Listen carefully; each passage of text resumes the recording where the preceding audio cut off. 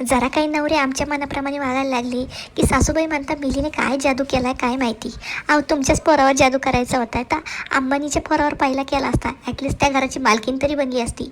असो, आता लग्नाच्या वेळेस आमच्या आईवडिलांनी सांगितलं होतं की आमची पोरगी गरीब गाय आहे, पण एक वाक्य ते सांगायची विसरून गेली की आमच्या गरीब गायला 2 शिंगं पण आहे म्हणून. असं आयुष्यात नेहमी हसत खेळत राहिलं पाहिजे. किती जन्म असो, जो भेटेल त्यालाच ठोकून टाकून नीट करून त्याच्यासोबतच सुखी संसार केला पाहिजे. काय बरोबर ना? बात तो सही है.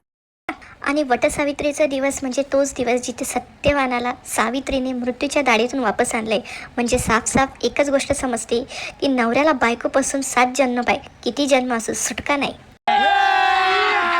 अभी मजा आएगा ना भिड़ो. बेलीची नागिन निघाली, मुन्ना डोळा याला. आमच्या ह्या नागोबासोबत संसाराचा गाडा ओढता ओढता 9 वर्षे होऊन गेले. आणि हे 7 जन्म काय किती जन्म असले तर हाच नागोबा आम्हाला नेहमीच पाहिजे. भेटू परत. बाय.